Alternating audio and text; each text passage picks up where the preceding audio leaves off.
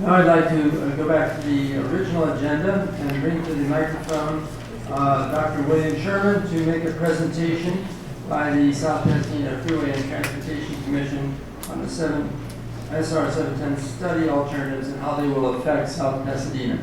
Go ahead. Okay, my name is Dr. Bill Sherman. I'm chairman of the Transportation Commission, and as that role, I represent the city of South Pasadena at the Technical Advisory Committee, which is run by MTA and monitors the PIR and EIS, and that's where I've gathered this information from the TAC meetings that I've attended. The purpose of this meeting is to bring to the people of South Pasadena and the City Council the impacts of the 5 remaining alternatives which are being considered, so the people will know. We do not want any surprises to the city like they had in Pasadena about the San Rafael. So this is our opportunity to inform people of what they're discussing at the MTA and what's going on. So I'm going to go through each of the individual alternatives and discuss them briefly. Sergio is going to run this here, so he's going to keep me on time and make certain I don't talk too long. The first alternative is the no-build alternative, which is really a misnomer, because this picture represents the plans for projects through the year 2035, and there are many projects that are scheduled to be done in this 20-25 year period. I do have more details on that if everybody desires to know what they're planning over the next 20 years. These projects are funded and planned. The next alternative is the bus rapid transit. And this does have some information pertinent to us. The bus transit goes all the way from Whittier Boulevard to Colorado, makes a loop, and comes back down.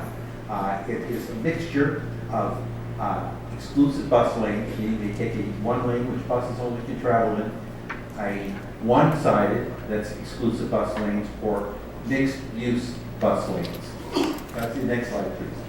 This is a picture of through South Pasadena, and the brown represents exclusive bus lanes. And the base case scenario that they've constructed at the MTA is that there will be exclusive bus lanes starting at Huntington Drive and Garfield, coming back, then going up north on Fair Oaks and going all the way to Columbia. This will be an exclusive lane, so we remove all the parking that's in front of these streets along this route, and it would also take out the bulb outs, which are presently in existence. This is the plan. We discussed with them the possibility of making this only during peak hours, but in their presentation of last week, the base case scenario says there are exclusive bus lanes as indicated on the map. Light rail transit. This is a light rail that will travel all the way from the 60 freeway up to end at the Fillmore station. The first half or first third is going to be an elevated rail line. After that, it becomes a tunnel. The tunnel will be maybe 30, 40 feet beneath the ground. The tunnel will be 20 feet in diameter and will be a bored tunnel. The circles indicate where there will be stations. And the next slide shows the details of the stations that will be in South Pasadena. There will be a station in Huntington Drive and Fair Oaks and Fremont, and at Mission and Fair Oaks. These stations will be constructed in a top-down manner, which means that after they bore there, they'll dig a hole that will go all the way down to the 20 feet below the tunnel, and they will build a station, and then they will put dirt or whatever else on the top. It was unclear if there's going to be any restoration of properties on the top of the station, but it would take out the Rite Aid and the structure around the parking lot by Rite Aid.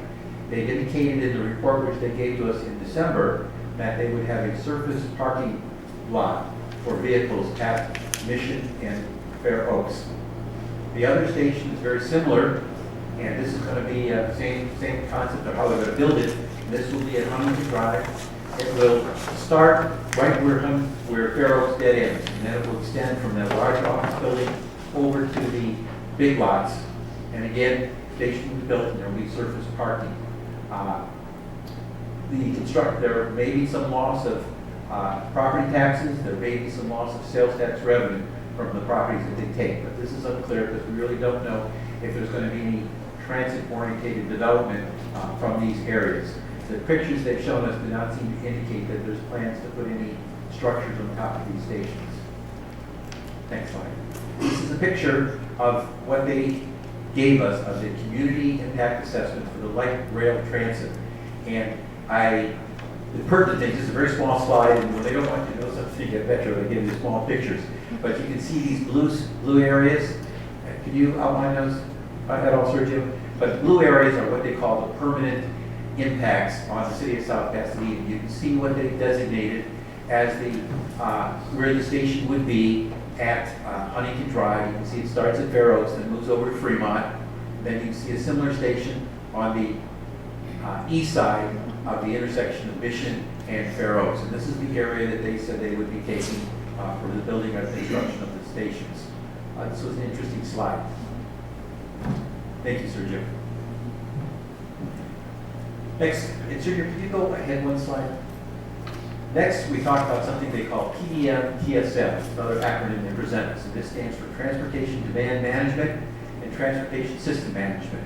And they define this, and I'm going to read this, as it consists of strategies and improvements to increase the efficiency and capacity for all modes in the transportation system with lower capital cost investments and or lower potential impacts. Can we go back to that first slide now? And what they've indicated in the city of South Pasadena, first they've indicated that there will be intersection improvements. Exactly what that means, I'm not clear, but they show you the red circles indicate which intersections they would work on. This is Fair Oaks and Mission, Fair Oaks and Monterey and Fremont, and then some things further south where the border of Huntington Drive and Fremont, and then Fair Oaks and Fremont. Not clear what they're going to do.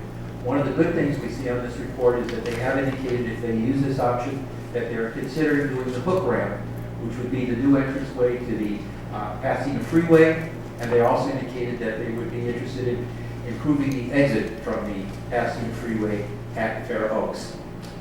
The last option that they're discussing, and if we go forward one slide, is they're considering a reversible lane, which would mean that they would, between Rebellion and Monterey, they would have a center lane, which would be north for some parts of the day, and south during other parts of the day. This would impact the city or the travel to the city, that it might impede some left turns at certain times of the day. But this is their plan. Takes us to the last option, which is the freeway tunnel, which they've now labeled F7X. At the present time, what they've indicated is that they've been explaining to us is that they want to construct a dual bore tunnel. Each tunnel will be 57 feet in diameter, and each tunnel will have two levels, two lanes of traffic. This would be, one tunnel would be northbound and one tunnel would be southbound. They have introduced to us the possible variation of having one tunnel with two levels, and then there would be only 4 lanes of traffic. They would increase the amount of traffic in this one lane variation by increasing the tolls, and that's what they indicated. Whether this is a viable option or whether they're going to do it, they have really not presented us any data on this. Some of the direct impacts that I'm going to go through to the city of South Pasadena, if this tunnel is built, that as the tunnel is built, the people will experience vibrations as the boring machine goes underneath it. This could possibly have some effects on the homes above it or the historic properties that are above it. It moves about 10 feet per day, so it's a very slow boring process. The city of South Pasadena will have responsibilities for emergency management. That is, South Pasadena, along with the cities of Pasadena and San Marino, if there's a fire down the tunnel, if there's an accident, it may be that the city of South Pasadena has to supply some emergency response. Whether this will entail increased training or increased equipment is unclear. They really haven't gone into that. Air quality is a big consideration. The good news is there's no plan for any ventilation tunnels in the city of South Pasadena. That was on the menu at one time, but that has now been cleared. The air will be vented at either end. And the northern portal, which is really a concern to us, they're talking about 2 locations for the portal, are for the air vents. One would be at Colorado, and the other would be at Walnut. They haven't decided which one they would use at present. You need to remember, though, that if the air is vented there, that this air comes out the same temperature as room air, and it won't be rising like in a smokestack. It'll settle there, and then it will be whichever direction the wind blows. So it's always possible that the city of South Pasadena could experience some pollution from the tunnel. Property values is a consideration. Will a tunnel underneath your property lower your property values? Very unclear. A question was asked at one time, what about insurance? Will the people who have a tunnel beneath their home have any problems getting insurance? Never has been defined, been brought up and discussed. One thing I failed to mention when I talked about vibration, when they built the red line in North Hollywood, there was subsidence, which means that there was collapse of the earth into a hole. Whether that would occur, again, is unclear. They assure us nothing like that would ever happen. The way they would fund this is with a 3P, that's public-private partnership. That's a company that's created, and the Metro would sell this project to this company. They would get up the money to construct this. Now, they would recoup the money for this by charging tolls. Vehicles, private vehicles would pay one toll, trucks would pay a higher toll. So that means at the end of the day, the public pays for this tunnel, whether it be through the tolls or through the increased cost of transportation.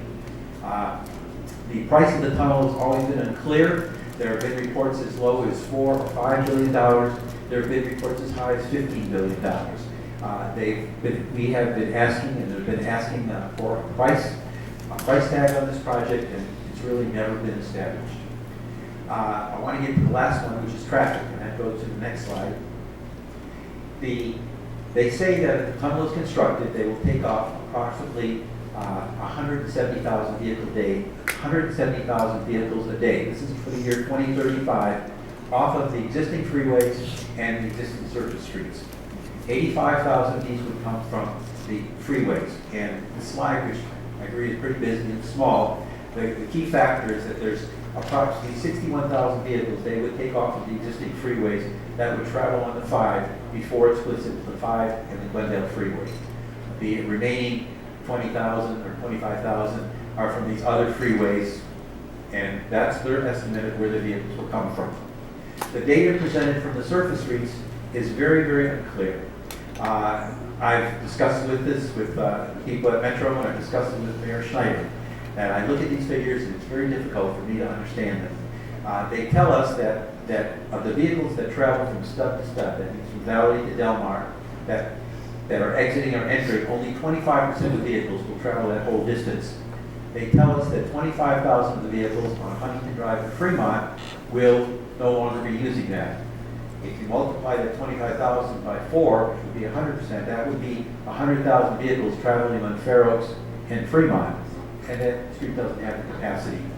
They also list on this map streets such as Eagle Rock Boulevard, Rosemead, San Gabriel, and say that each of these will be losing significant traffic because these people, instead of traveling on Rosemead, will be traveling through the tunnel. I find that hard to understand. They also list approximately 27,000 vehicles a day that will be taken off of other streets. But I don't know what other major streets there are, so I don't know where those vehicles will come from. So I find it very hard to understand where the 85,000 vehicles a day will be taken off of certain streets. So I don't know how that relates to the city of South Pasadena. I look at this and I don't see a lot of relief from the congestion that the city of Alhambra or the city of South Pasadena is experiencing on Fair Oaks and Fremont. Next slide.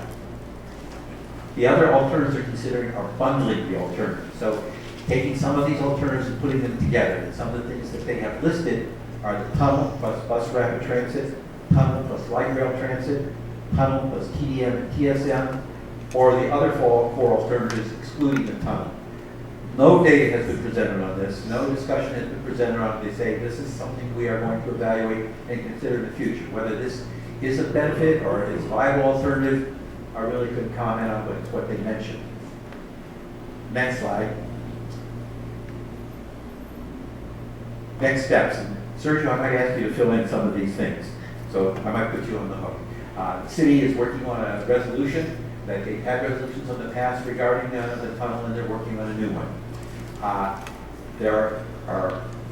We are continuing to form a relationship with adjacent cities such as Glendale, La Cañada, Flint Ridge, and Pasadena to try and pool our resources, pool our information, and pool our questions so we can work together on resolving a plan for continuing our study of the EIS. We are going to continue to monitor, participate in the SR-710 study, and that's kind of some of the things I do, and some of the things some of the city councilmen do.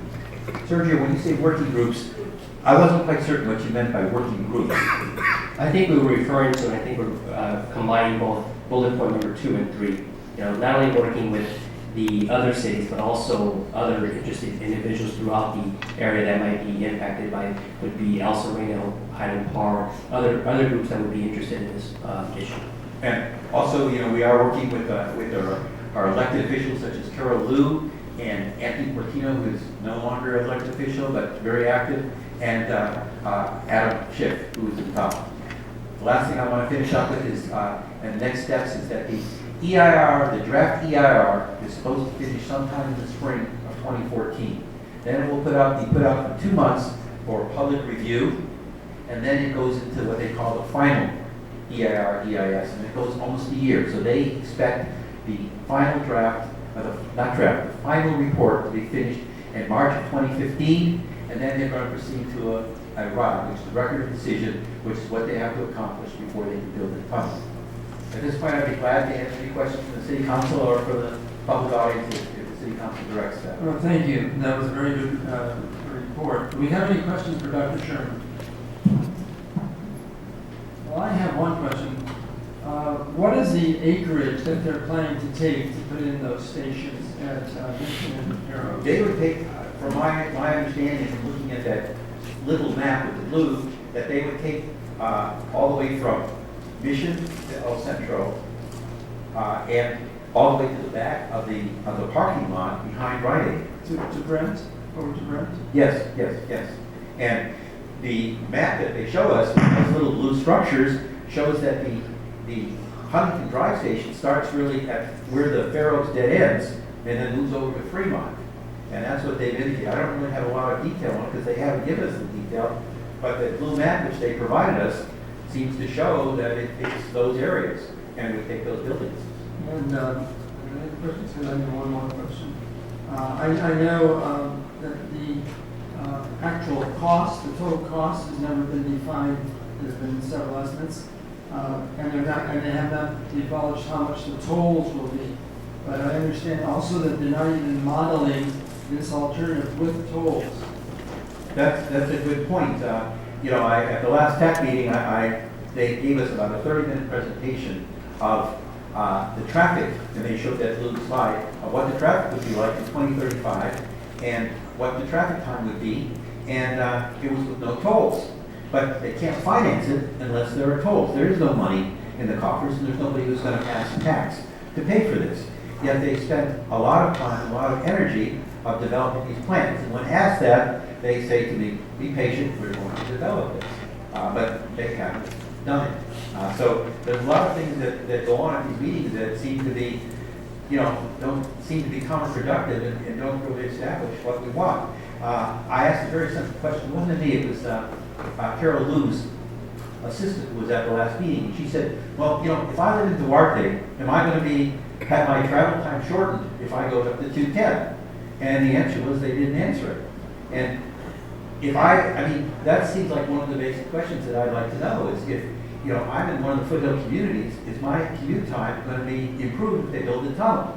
If I live in South Pasadena, is my traffic, my transit on Fair Oaks or on Fremont, is that going to be improved? And to me, that's the critical question for the people who live here. And I wish I could provide you an answer that they have provided me, but they don't answer those questions. I know that's very frustrating. Mr. Joe? Yes. When's the scheduled date for the draft environmental impact statement, EIR? March of 2014, that's the draft. Right. And then they put out for 2 months for public review and public input. And then they start to work on the final EIRs. And that takes another year. Isn't it just 45 days for an EIR versus 2 months? I'm not sure. You might be right. You might be right. I'm not sure about that. I was looking at their little graph, and it showed like 2 months, but it could be 45 days. And Just for clarification, I asked the city attorney about this. Yeah, Mr. Mayor, members of council, it'd be 45 days, however, you're not restricted. You could have a longer period. In fact, I believe this council did give a longer period on. You can request a longer period? Yeah, you can agree to. Okay. Go ahead, Bob. thank you. The alternatives right now that you have at least discussed, that's coming from the TAC and all. You still feel that those will be the alternatives that will be in the draft, or you think that they might be starting to look at other options? You know, it was interesting that the one tunnel variation was announced in April, and all along through the whole study, we were talking about 2 tunnels. So all of a sudden, they brought up one tunnel variation, and they could do anything. Everything is open. You know, I remember discussing with Malcolm Doherty and saying, you know, they're changing things, and he said, well, you know, there is nothing. I mean, this is what Malcolm Doherty said when he was the head of Caltrans. He said, there is no alternative that's off the books. So I can't, you know, it's always possible they could bring something back. There is nothing that is set in stone. So I don't know. You know, when I see them presenting the data, such as presenting all this data with no tolls, to me it seems that they're making comparisons. For instance, a light rail that charges $1.50 a trip to a tunnel that will charge nothing. But in reality, the tunnel too will cost money. So it's really an unfair comparison. When they did the studies, they started off with perhaps 150 alternatives. They narrowed it down to 42, then to 12, then to 5. And all of these alternatives that have been dropped were compared to a tunnel that was no tolls and free. And when you put a toll on it, it changes everything. So to me, it seems like a lot of the data is skewed to make the tunnel look more attractive. Okay. Through your discussions at these meetings, where do you see MTA and the state determining who's lead agency? You know, from what I have read, the lead agency, the final say rests with Caltrans, and you know, what agreement has been made between Caltrans and MTA is unclear. There's an agreement, but it's clear that the money is going to be controlled by MTA. One, they have to measure our funds, and 2, if they construct a PPP, that will be set up by Roger Malaria, who's an MTA official. And so the money, it's one thing to give the okay, but it's another thing to control the money. What would happen if, you know, Caltrans had one idea and the MTA had another idea? MTA is going to pay for it. If they don't want to pay for what Caltrans says, they won't pay for it. But the final okay is with Caltrans, and Caltrans means the California Transportation Commission, and it means Governor Brown. So the final okay goes all the way up to Governor Brown. Mayor Pro Tem. Dr. Sherman, thank you for your presentation. You know, we had invited some of the experts at Metro, the consultants, to come and give what what you put together, and that we refused that, and we didn't want to hear from the same representatives. So I really appreciate that you were doing the work of putting this together and bringing it to the residents here. And you know, I am pretty concerned about how these other alternatives, you know, we're focusing a lot on the tunnel because that's got such huge impacts, but these other alternatives also have impacts, clearly, you know, with the bus routes and the rail, and if indeed those blue areas are, you know, going to be altered. So I think, you know, the Freeway and Transportation Commission, I really commend you and Joanne and, you know, all of you who have worked really, really hard to make sure that the residents of South Pasadena understand the impact of all the alternatives. And I think that is something we, you know, we need to keep working on. We need to make sure that's happening, and we're, you know, we're also seeing the impact of some of the surface alternatives as well as the rail alternatives. So hopefully we can, we'll work towards more of these recommendations to look at that. Very good. Are there any more questions? Sally, do you have any public comment cards? Yes, Mayor. I have 3 cards. Sam Burgess, Thank you, Bill. Christopher Sutton, and Judy Burke Stresser. Okay. Sam first, Chris Sutton, you're next, and then Judy Brooks, you're third. Thank you, Mr. Mayor. Sam Burgess, 626 Prospect Avenue. First, I'd like to thank Bill for the presentation. If you've attended these meetings, as many meetings as most of us have, you know that that was much more concise than anything that Metro presents to the public.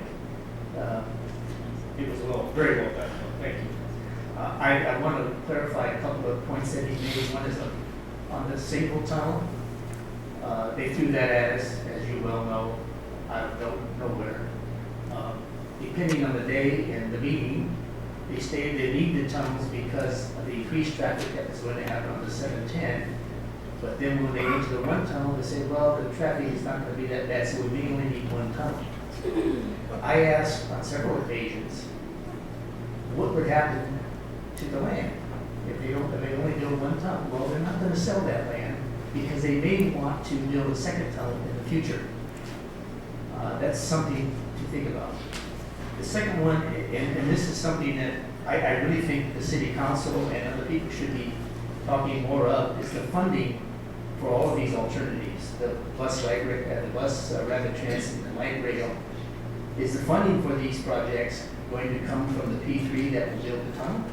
Or is it come from some other funding source that we do not know about? They will not discuss that. It's like Bill was saying, oh, well, be patient, we'll get to that. And let's see, I think there was something else, but I don't remember what it was, so I'll let it go. Thank you very much. Sam. Mr. Sutton. Can I ask them? Oh, sure. Sam, hold on a second. Go ahead. Yeah, just one question. What are your thoughts about rail? Up and down? On their proposal, I am very much against it.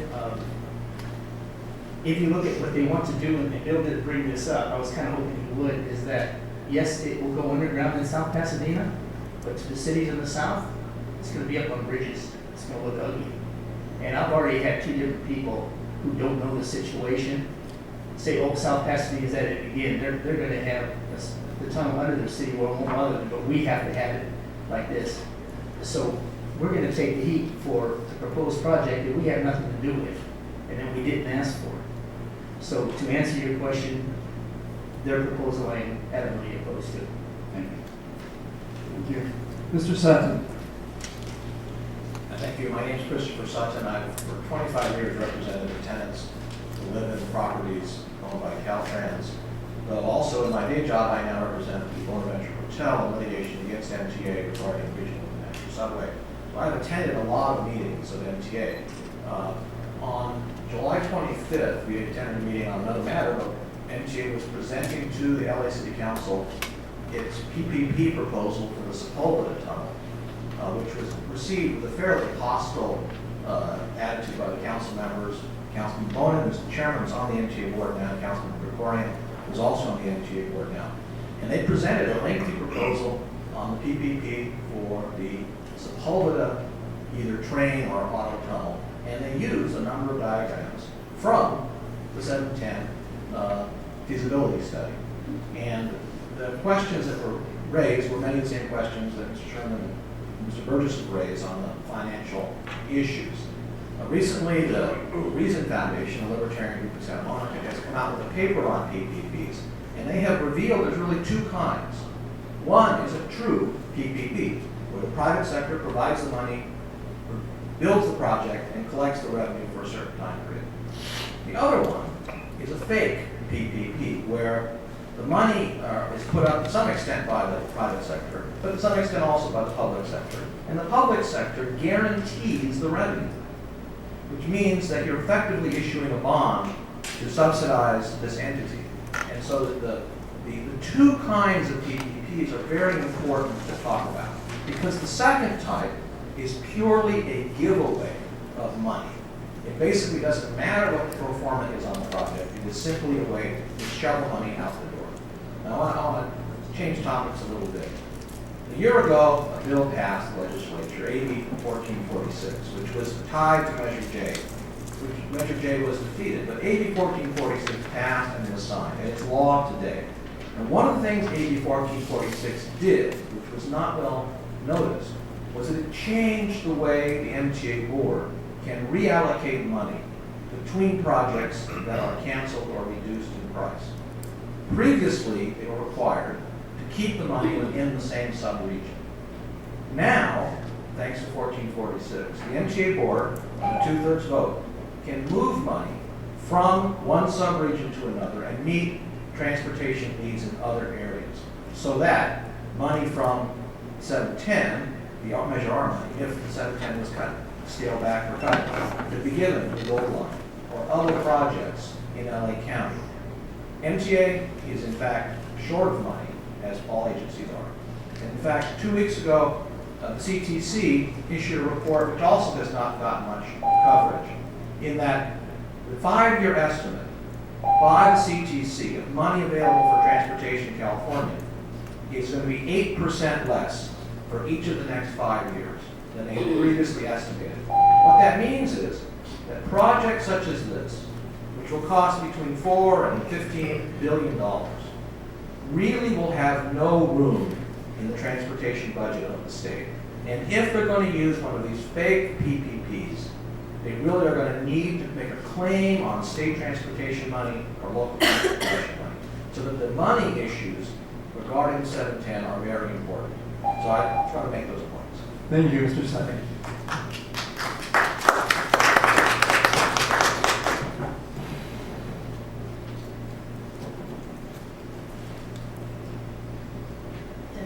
Doctor, thank you for bringing this issue to the floor once again. I have a couple, I'm sorry, Judy Brooks-Dresser, South Pass resident. I have a couple of comments. I think it's extremely important, as a follow-up to what Mr. Sutton said, to focus on the money. It's very unusual that P3s are profitable. We've seen many examples recently, particularly down in Orange County. And because of 1446, it's now very relevant that monies that's spent for the 710 project, whatever format, will be taken away from the money that's available to other regions and to other cities. That's very important as we move forward with respect to our member cities in the SGU COP, because I don't know if you're aware, and I'm devastated to hear that Metro Heavens invited to this meeting and didn't choose to attend because there was a Monrovia City Council meeting recently where the city was, they actually voted against their staff's recommendation to renew a resolution that was in favor of the tunnel. They voted 5-0 for neutral rate, saying yes, we'd like to close the gap, but as long as it meets the needs of alleviating traffic congestion, we're happy with whatever the mode is. At that meeting, Metro sent Doug Phelan, who's their head, their executive director, Hassani Crowder from SCAG is there as well. They're the highest level representatives possible. So other cities who are in favor of the tunnel option are out there advocating for that option. I think it's very important that we remain aware of that and that we also share the enormous bulk of information that we have, both about the facts about the tunnel and all more particularly about the money, because that's what will be very important to other cities. The last point is that I would like to ask you to pursue as actively as possible any information about the alternatives, because studies have been made about the tunnel, but as Dr. Sherman mentioned, discussions of the alternates are very vague. They're not really true alternatives until they're studied and investigated and presented as completely as the tunnel option. So I'd like to encourage you to continue to ask, how exactly would this work, the light rail, the traffic demand management, that sort of thing? We need those answers so that we can consider them, so that they can be considered seriously as an option. And yeah. Thank you very much. Are there any other cards? Okay, then we'll close public comment. Is there any discussion by the council members? Yes, Mr. Mayor, I was going to make some, during my council member comments, but probably now is best on this item. Okay, please go ahead. So last Thursday, I attended and let me speak for perspective for the people watching at home and here, when you're talking about the State Route 710 environmental study going on right now, there's a number of different groups meeting. Metro's got outreach, and one of them is Bill is on, and I know others is ATTAC, Technical Advisory Committee, and they meet, and then we usually meet the week later, is what they call the SOAC, and Rena and I sit on there, we meet when we can. The Stakeholder Outreach Advisory Committee, SOAC. And Bill gave a very accurate and very good presentation tonight, and that's just the presentation we got. And the SOAC is pretty much the elected officials or representatives from South Pasadena, Monterey Park, Alhambra, Rosemead, Glendale, Pasadena, people like that, kind of elected officials or their staff or representatives that come. And the presentation Bill gets for the TAC, which is a different group, we kind of get Thursday morning at 7:30 at Metro. My comments are similar to Bill's, and I'll just tap on a couple things he mentioned also. I do agree with his comments. The alternatives, looking at the two, Serge, if you can bring those two tunnels up again maybe. Bill's right. They came out with the 5 after they whittled it down from hundreds to 60, 40 to 12 to 6 or 5. We had that for almost 6, 7 months. Here they are, with the 2 double board tunnel, bus rapid transit, light rail, TSM, TDM, no bill. Out of nowhere, this, in the category of tunnel, another option came. This single board, which again is just 2 lanes north, 2 lanes south. So as we look at this, it's interesting because the purpose of this SR-710 is an environmental study. So it's assessing right now the environmental impacts of all these different options, air quality, noise, etc., pollution. But it's also assessing, this is important as you look at this because this is what's happening throughout the process. It's going to determine which of these options performs the best. As the Bill's talking about, the different traffic volumes, etc., which is accurate. And this is where I want to kind of go through, and I bring this up every meeting. And despite whatever your opinion is on a bus rapid transit, TSM, light rail, whatever, you've got to look at all of these as you're looking at a tunnel thoroughly. And I think Judy was right. Where'd Judy go? You know, you do. There's a lot of time spent on a tunnel, but very little time in these meetings spent on the alternatives. And the one I always like to go to, Sergio, is go to the light rail rapid transit. And every meeting, Marina's been there, and I bring this up and I bring it to the council meetings. I say, if you really want to compare all of these options, otherwise the tunnel will just win because you get more cars in there. The light rail rapid transit, when you go to the very bottom, it shows impacts on South Pass. But in the bigger picture where it starts at the terminus of the Gold Line East Side Extension right now, if you've taken it, you know it ends at Atlantic and just south of the 60 by about, 0.2 of a mile south of the 60.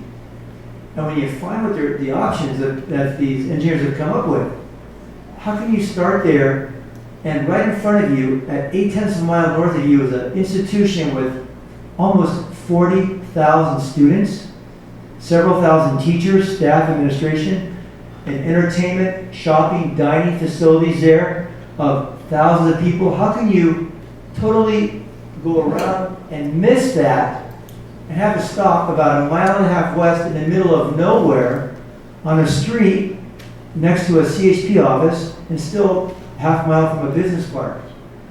So every meeting I say, and what it is, if I wanted this to fail, that's what I would do. I wouldn't stop at a college where you get 40,000 students who can't afford a car, or teachers, or if there's a football game there, or an event where you've got 20,000 people.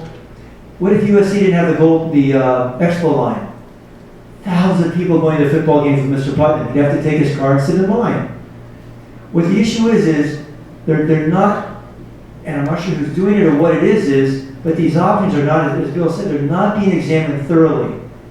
And as they did, what I keep pressing on is, as they did with that tunnel, the dual board, a single board, I'm not sure why that happened, I'm not sure what's going on. But you should have other options for the light rail or bus rapid transit, not just one, which you do one stop in Monterey Park, not even near the 40,000 student university. You do one stop in Alhambra where they're 4 times our size. We've got 2 stops. They've got 1, and it's not even near their major development. If you go on Alhambra, look at Main Street. Go on Main Street between Garfield and Atlantic. How many massive mixed-use housing projects do they have there? Another 5,000 or 10,000 people who now only have an option of a car. Why is there a light rail stop there? So as this is going on, during this process, I just have a lot of concern that there's a lot of unfairness going on, and it's, maybe Metro's trying, but I'm not sure what's impacting the study. Next thing is, Serge, if you can put the freeway tunnel alternative, they'll show the traffic volumes, that one, at different freeways and how it would impact. And I want you to notice something. We kind of saw this at the meeting last week. It says where the vehicle's coming from. So look on the left first column, it says you've got the SR-2, I don't know if you can see it there. At home you might be able to. So you got SR-2, State Route 2, the Glendale Freeway I-5, 605, State Route 110, the 405, 101. What they're saying is this is, if the tunnel option is given, all these cars are gonna leave these freeways and come to the tunnel. Let me ask you something. Probably it happens, a lot of this, but let me ask you something. How is this gonna improve traffic? Do you see on there the 10 freeway anywhere? Do you see the 60? Do you see the 210? No, and that's all the traffic that impacts the San Gabriel Valley. You know where all this is coming from? LA, the west side. This is all, and this is the Metro said we've got to improve the entire transportation system of LA County. This isn't benefiting the San Gabriel Valley. It's pushing all the traffic, or LA. I stay away from the one. I can't see my dad because I hate to travel on the 10 to the 405 because it'll take me 2 hours. What this does is push all the traffic over to the 710 and does nothing to alleviate. It makes the traffic twice as bad over here. So keep this in mind when you look at that. It may improve traffic and take some of it off those freeways, but it just pushes it over to the San Gabriel Valley and does nothing for everything east-west. The future of population, demographics, and density in the future is not north-south. It's the 10 freeway all the way out to Riverside, San Bernardino. The 60 to Riverside, the 210 to Ontario. What are the second and third fastest growing counties in California? San Bernardino, Riverside. How can you ignore that demographic change? And finally, the gold line. And I bring this up because I have to take the gold line into the meeting, so I have to pay for parking. Well, I do have to charge for parking. I mean for the gold line. But when I get to those meetings, if anybody here is taking a gold, I saw Bianca in a gold line the other morning going to Pasadena while I was going to the meeting. Every time now during rush hour, I don't get a seat. When I started taking that in 2003, you know, there's plenty of seats. You could sit and not see a person for 10, 20 feet. And I took a picture, I'll send it to you. I got on, and I was one of 12 people standing. By the time we got to Chinatown, I was one of 19 people on that one car. There's 4 cars, 30 people, 25 sitting, 19 standing. Every day I take it once a week, once every couple of weeks. But every time I take a rush hour, it's packed. It's almost reached capacity. It went from 10,000 people a day to almost 40,000 people a day.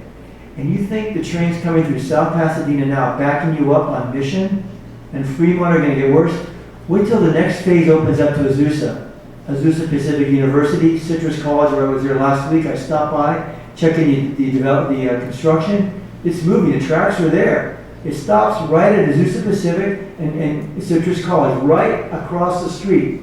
You don't have to walk a mile like you have to walk to East LA campus. And believe me, the alumni that I've spoken to, they're not very happy about that.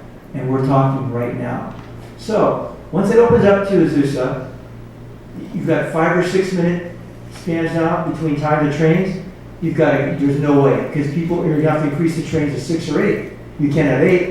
And what happens when it opens up next to Montclair in Ontario? So we've got to do something, because that horseshoe is going to extend longer to Ontario, and in the south, it's going to become almost a rectangular horseshoe, where it's connected like they do in the Beijing subway where I was at. They started out like our gold line. It starts up here Pasadena, LA, it goes down south. It's a horseshoe. Take it sometime all the way to the end. But someday we're going to complete that, and when we do, it's going to be, you won't be able to get a seat on the train. So there's many things happening here. Thanks, Mr. Mayor. Thank you, Michael. Mayor Pro Tem has a comment. You know, I'm just going to make a quick comment because I know we have to get going with the agenda, but you know, Michael's right. You know, this alternative with the light rail, I mean, he's really given that a lot of thought, and he sort of envisions a way where that's a really robust alternative. But I feel like I would like to have the Freeway Transportation Commission and, you know, the staff really dissect the TDM, TSM, thank you, that option, because, you know, we've been talking about Monterey Road, right, just that little stretch of Monterey, and you know, we were sort of talking about looking at each of those intersections very carefully, and some sort of blanket treatment for the whole road that would eliminate the bottlenecks there, right? So, you know, there's sort of different treatments based on what's at that intersection. And I feel like we haven't really heard a really great plan about how the bottlenecks, the 20% that are getting dumped off in Alhambra, you know, and have to get through to the 210 that are being stuck on Fremont and taking all these side streets. Well, we don't even have light synchronization. I mean, there's some basic things that haven't been done to eliminate, you know, that which is the immediate problem that I think Alhambra and some of these other cities would like to see us address with closing the 710 transportation gap. I mean, that could be, that's, we have the money for that, whereas these other alternatives, we still don't have the money, including the light rail, we still don't figure out where that's coming from. But something like the TDM, TSM, that's something we could do fairly quickly. We could address these surface issues, the cities could all sort of join in this common cause of getting this traffic through, to the 210. There's 20% that's trying to get through. 80% is local, 80% their tunnel is gonna not help whatsoever, because it's just not. So just for that 20% to help them get, and if you throw a toll in there, a lot of that is gonna be attrition. They're not gonna use the tunnel with a toll. So, so please let's look at that. Let's really look at that option. And just like Mike's given so much thought to the rail option, let's figure out a way that can be a really robust and a really viable option for the problems of transportation in this corridor. I feel like we need to really understand that. Mr. Mayor, I have a question. You know this, and it follows up on Renee's comments. And I know that the West San Gabriel Valley Bicycle made these comments. It said over almost 60% of all of your trips, all of our trips, you know if you ride your bike, almost 60% are under 5 miles. And then the percentage that were under 3 was, what was it, 25%, Mr. Mayor? Is it? It's more like 40 or 50% under 3 miles. Really? And the one under 5 is over around 60%. So that's just what Marina says. Most of the 80% is just basically Pasadena and Alhambra. And that a freeway would not benefit one of those people. Mr. Putnam. Yeah, I have a comment that follows on both of those. I was on the technical advisory committee for 2 years when they were studying the different alternatives for proposed routes. Remember the hand, so to speak, the 5 zones that they came up with? And I'm not going to go through the example I did last time, we're on daytime TV, but we're the one left in the middle. And they spent a lot of time studying these 5 zones to see if it was viable to put a tunnel in each of these zones. And they spent years looking at geology, faults, water tables, Superfund sites, all of that. And for a couple of years, I went to meetings on behalf of the city. They tried to change things and run things through without getting the committee approval. I had to stand up in one meeting, just stand up in the middle of the meeting and say, "What are you trying to do? You're trying to make a change right in the middle of this without running it through the committee." It was. You could tell the fix was in at the beginning. The fix was in. There's no doubt about it. But the point in what you two were talking about is, why should we have to do all of this study ourselves? MTA and Caltrans spent 2 years and untold money to look at the best place to put a tunnel. If the purpose is to move traffic from north to south, people from north to south, how come MTA doesn't have a technical advisory committee, they're in the rail business, and study the best place to put a rail line?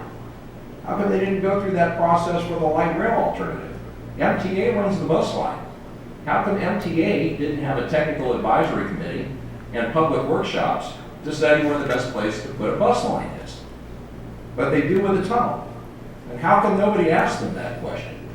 That is what the most bothersome thing to me is. You can tell the fix is it. They're spending the money on the tunnel. They're not spending.